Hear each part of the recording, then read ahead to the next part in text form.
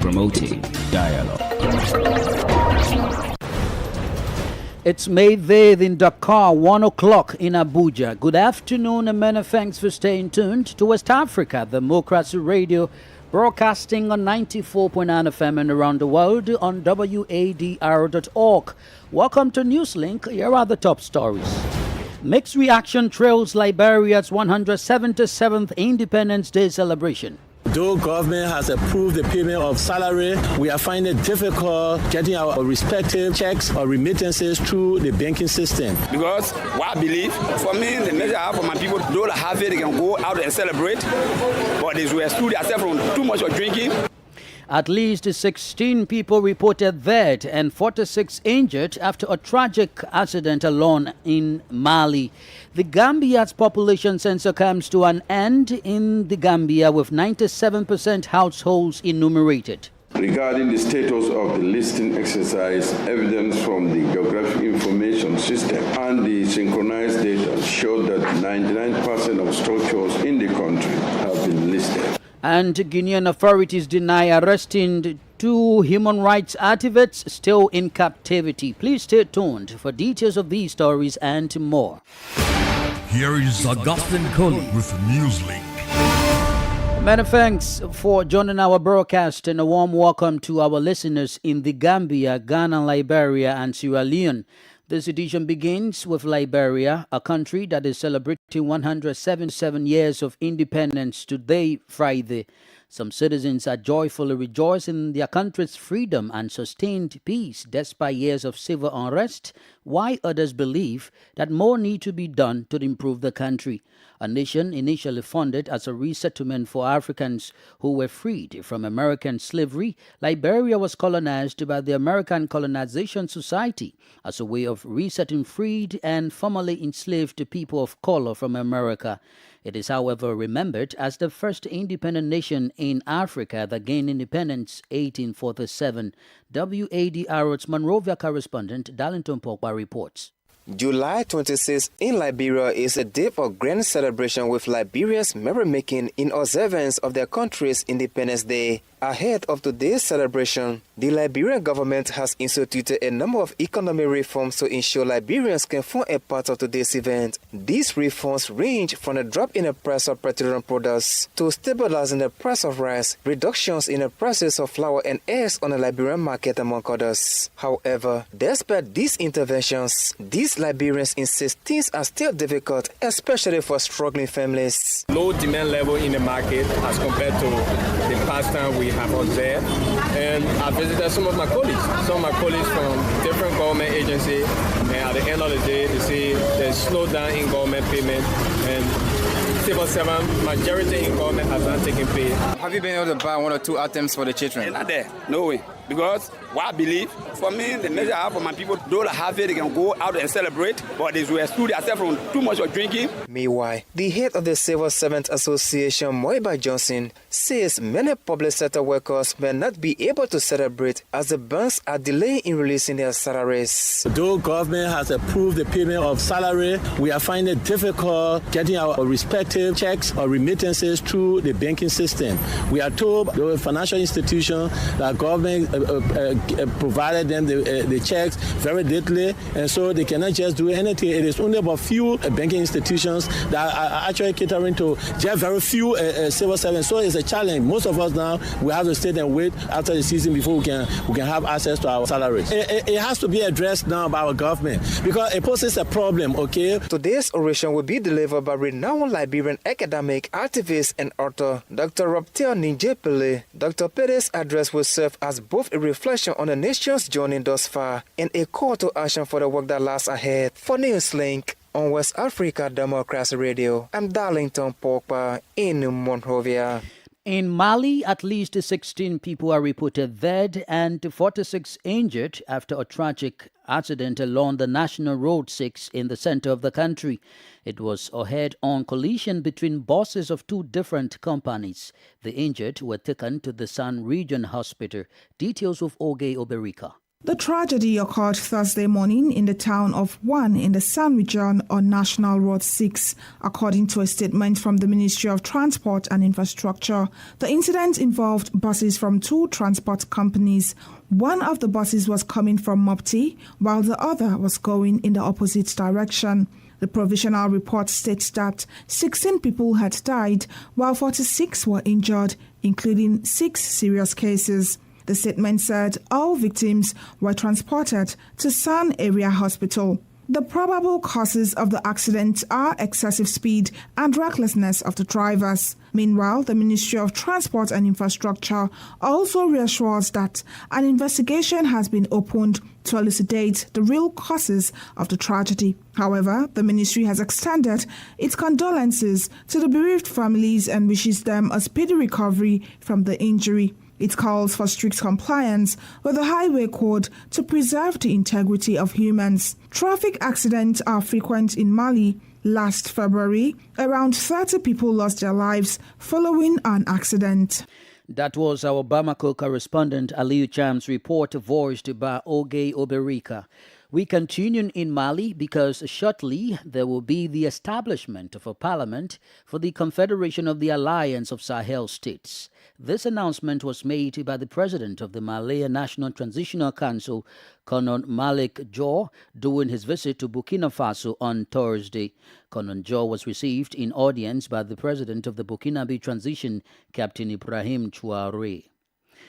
The Gambia's Bureau of Statistics, GBOX, says 97% of the population has been enumerated following the completion of a national population census in June of this year. Meanwhile, the Bureau has also set a deadline of 31st July 2024 for any household that wishes to be enumerated. Sankule Janko has more in this report. The Gambia Bureau of Statistics, GBOS, has announced a significant milestone in national census, revealing that 97% of the population has now been enumerated. During a press conference held at the Bureau's headquarters in Banjul on Thursday, the General Statistician of the Gambia Bureau of Statistics, Nyakati Sanyang, began revealing the number of structures that have been listed during the exercise. Regarding the status of the listing exercise, evidence from the geographic information system and the synchronized data showed that 99% of structures in the country have been listed. It's important to highlight that the 99% listing coverage rate for the country is an important milestone, considering that census coverages are never 100%. The General Statistician also revealed that over 90% of the population have been enumerated. As of Monday, July 24th, data synchronized from the field showed that about 97% of the estimated total population has been enumerated. In light of this progress, the GBOS has set a final deadline to households that have not yet participated to ensure inclusion in the census data. We want to inform every household head that the GBOS team is available until Wednesday, 31st July 2024 to visit any household that is not enumerated. We will therefore appreciate to receive any call from any head of household who is not counted. The data collected through this census is crucial for planning, policy making and resource allocation across various sectors of the Gambia. GBOS says it will release the preliminary results on or before August 9 this year, while the final report is expected 3 months from the end of July 2024. For NEWSLINK on West Africa Democracy Radio, I am Sankule Janko reporting from Banjul. More stories coming up on West Africa Democracy Radio. NEWSLINK continues. Let's cross over in Guinea, where authorities reaffirmed on Thursday that no security or military structure has arrested Fonike Menge and Biloba, the two FNDC leaders. The authorities maintain that the individuals are not being held in penitentiary centers or military camps, as their relatives and lawyers claim. According to the government spokesperson, legal proceedings will be initiated against Mr. Vincent Brengat, the French lawyer who recently accused the president of the Guinean transition, the Minister of Defense, and the senior commander of the gendarmes of being the instigators of the kidnapping. Guinean authorities continue to face national and international pressure for the release of activists Menge and Biloba, whose well-beings are still unknown. Away from Guinea, the Department of State Services in Nigeria has warned individuals and groups planning a nationwide protest to abandon their plans, citing a sinister plot to infiltrate the demonstration and cause chaos. In a statement issued Thursday, the DSS said it has confirmed a political motive behind the protest aimed at smearing the government and achieving regime change. Usma Umar tells us more. While acknowledging the right to peaceful protest, the DSS expressed concerns about the potential for violence and urged parents, guardians and institutions to advise against participation. The service says it has identified funding lines, sponsors and collaborators of the plot and will work with other security agencies to maintain peace using legitimate methods where necessary. The planned protest, scheduled for August 1, aims to highlight economic hardship in the country. Since assuming office, the Tinubu government has implemented policies like fuel subsidy removal and naira flotation, leading to a surge in the cost of living. In response, the administration has introduced measures such as new minimum wage and palliative distribution while urging citizens to be patient. However, many argue that these efforts have yet to adequately address the challenges faced by Nigerians. Before the intervention by the Department of State Services, other security agencies like the police and the military have warned the organizers, who remain anonymous, to cancel the demonstration, citing concerns that it may be hijacked by criminal elements and turn violent, similar to the 2020 #EndSARS protests. Several groups have also withdrawn from the scheduled protest, but proponents insist that citizens have the right to protest against perceived government mistreatment. The situation remains tense, with the administration walking a tightrope between addressing economic woes and maintaining public order. For NEWSLINK on West Africa Democracy Radio, Usman Umar reporting from Abuja. In Ghana, the Commission on Human Rights and Administrative Justice has urged President Nana Akufo-Addo to promptly address his reservations regarding the anti-witchcraft bill and sign it into law. Officially known as the Criminal Offences Bill 2023, this legislation seeks to combat harmful practices such as witch doctoring and accusations, aiming to protect vulnerable individuals. WADR's Nadia Tete reports. The Anti-Witchcraft Bill, officially named the Criminal Offences Amendment Bill 2023, was passed by Ghana's Parliament to amend the Criminal Offences Act 1960, Act 29. This landmark legislation prohibits the practices of witch doctoring and witch finding and bans declaring, accusing, naming or labeling someone as a witch. The private members' bill was sponsored by Francis Xavier Susu, the National Democratic Congress's Member of Parliament for Medina, along with other NDC MPs, and was passed by Parliament on July 28, 2023. The bill is seen as a critical step in addressing the dangers of witchcraft accusations, providing legal protection to victims, and criminalizing the act of labeling individuals as witches. However, President Akufo-Addo has raised concerns regarding potential financial implications for the country's consolidated fund, which has delayed his assent of the bill. In an advisory opinion submitted to the President on July 1, 2024, the Commission on Human Rights and Administrative Justice, SHRAJ, highlighted the detrimental effects of witchcraft accusations and related witch camps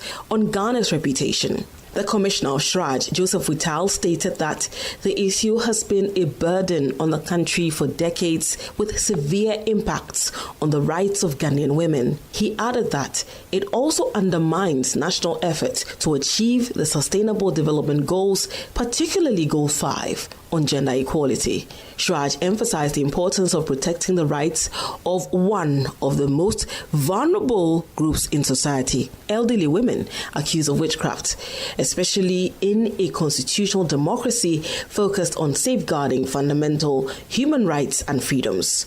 Meanwhile, the lead sponsor of the bill, MP for Medina Francis Xavier Susu, is urging the president to pay heed to the advice of SHRAJ. I'm really excited that SHRAJ has waded into this, because when the president decided not to sign, we were looking at options. So I had to now petition Shraj, petition the UN Human Rights Commission, petition the AU Commission, resolving whatever issues he says he has. The presidency is yet to speak on the matter. For WADR, Nadidi Teti, Accra. Meanwhile, towards limiting language barriers and deepening parliamentary democracy within the African region, the Speaker of Ghana's Parliament, Aban Bagbin, and the President of the National Assembly of Cote d'Ivoire, Adaman Betoko, have decided to lead the effort and make the two countries shining examples for the rest to follow. The declaration was made when Adaman Betoko paid a courtesy call on his Ghanaian counterpart during a 2-day official visit to Ghana. At the media engagement in Parliament after holding a bilateral meeting with Ghanaian Speaker, Betoko noted that as the chairman of the Conference of All Speakers, Presidents and Presiding Officers in Africa, he is in a good position to promote the idea of putting together a mechanism to eliminate language barriers and promote trade among African countries. You are listening to NEWSLINK on West Africa Democracy Radio, broadcasting from Dakar, Senegal. Here is a reminder of our top stories. Mixed reaction trails Liberia's 177th Independence Day celebration. At least 16 people reported dead and 46 injured after a tragic accident in Mali. Population census comes to an end in the Gambia with 97% households enumerated. Still ahead, WADR engages the opinions of people on the streets of Dakar, Senegal, concerning the sale of fast foods. We also have the guest interview and the sports news. Please stay with us. Fresh and breaking news all the time.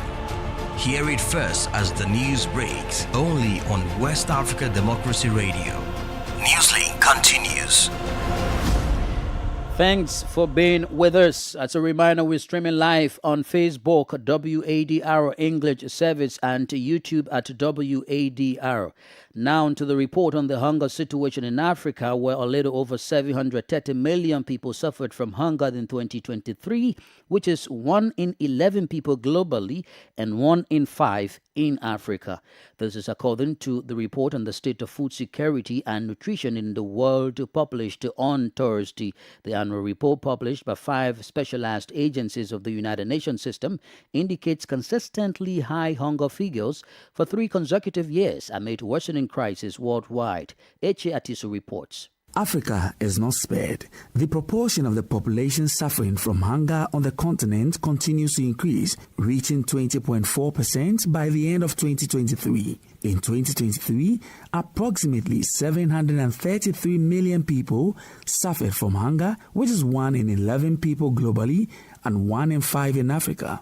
The causes of food insecurity and malnutrition include a combination of factors, notably the persistent inflation of food prices, pushing many households into poverty, conflicts, climate change, and increasingly frequent and severe economic downturns.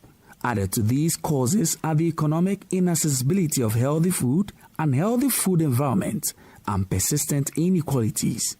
The report indicates that the world has regressed 15 years with undernourishment levels comparable to those of 2008 to 2009. If current trends continue, around 582 million people will be chronically undernourished by 2030, half of whom will live in Africa, warned the report's co-producers, namely UNICEF, the International Fund for Agricultural Development, FAO, the World Health Organization, and the World Food Programme. These UN agencies emphasize that achieving SDG 2, which is the elimination of hunger, requires a multidimensional approach. For them, one of the top priorities should be to estimate the funding gap for food security and nutrition and to find innovative financing methods to bridge this gap. The organizations also warn that the world is not on track to achieve Sustainable Development Goal 2, zero hunger, by 2030. Eche Atisu reporting there. In a related development, fast food is a type of mass-produced food designed for commercial resale with a strong priority placed on speed of service. During the week, WADR went into the streets of Dakar, Senegal, to gather the opinions of people on the topic of fast foods and their impacts on health. Rod Samarakates takes us through this report. hamburger, pizza, kebab, tacos, dibi. These are many food products sold in thousands of fast food restaurants in Dakar, and the products are very popular among young people, which can have a negative effects according to Alpha Cham, a student who regularly goes for fast food with his friends. Sometimes I eat food and then I get a stomach ache. These are products loaded with salt and are ultra processed. It is really not good for consumption. There's also a hygiene problem in some restaurants. The dishes and forks are very poorly washed.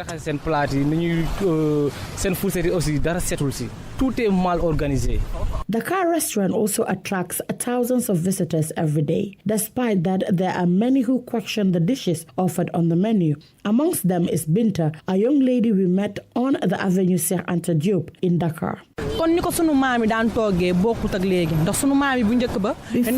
our grandparents cooked without spices. Only salt was enough. It was both good and rich for health. But nowadays we use too many spices when cooking. Even when eating chebujan, we have the impression that this will make us sick afterwards. So much so that we put too many spices. And sometimes some women put sugar in the mafia sauce, which is abnormal. Besides, I see a lot of illness because of this.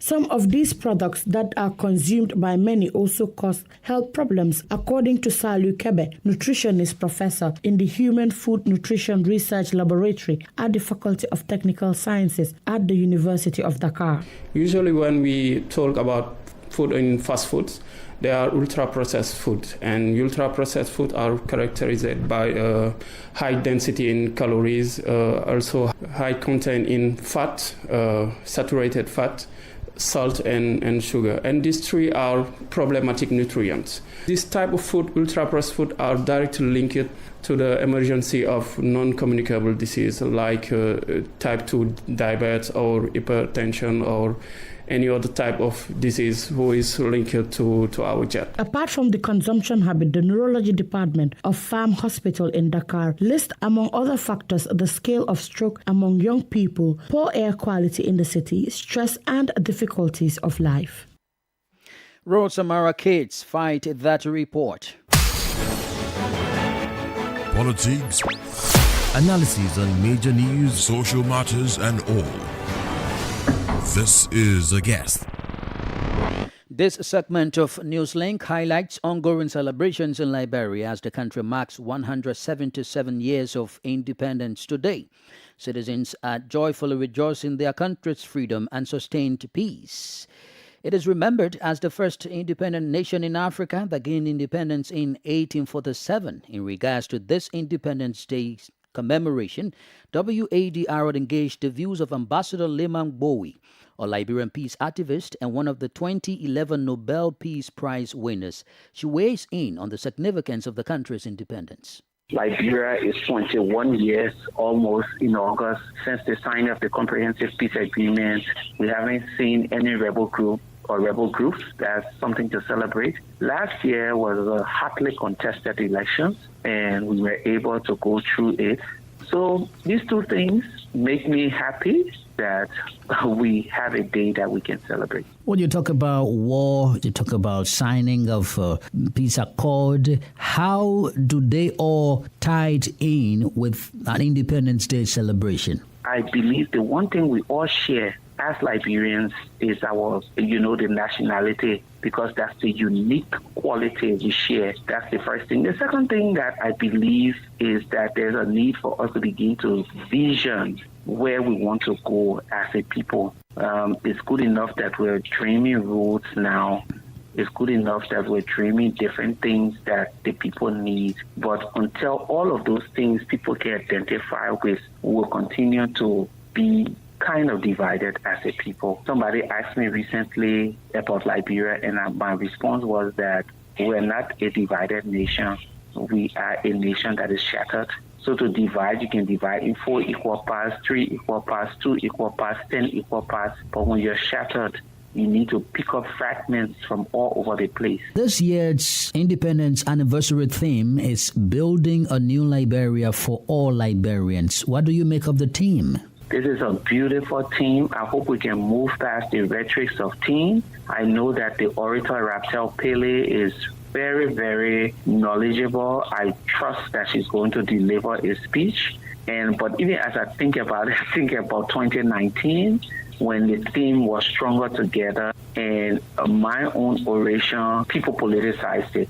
I hope that she will deliver a speech that people will take, not with itching ears, and they will say, let's look into this and see what are some of the good things that we can say. This is another time that we are having a female as national orator for the Independence Day celebration. What do you make of women stepping up to the plate to address national anniversary like this? I don't even think that we should wait for anniversaries for women to step up to the plate. Liberian women are very competent, Liberian women are strong, Liberian women are knowledgeable, Liberian women are intelligent. I tell people that for every 10 Liberian male leaders, there are 20 women to step up to the plate. What we need is the opportunities, and sometimes it will come, sometimes it won't come, but we should not sit down and wait for people to give it to us. Sometimes we need to step up and make our voices heard. I'm optimistic that today's oration will be nothing but the best yet to come. Ambassador Lemang Bowie is a Liberian peace activist. And here it's Sankule Janko with sports.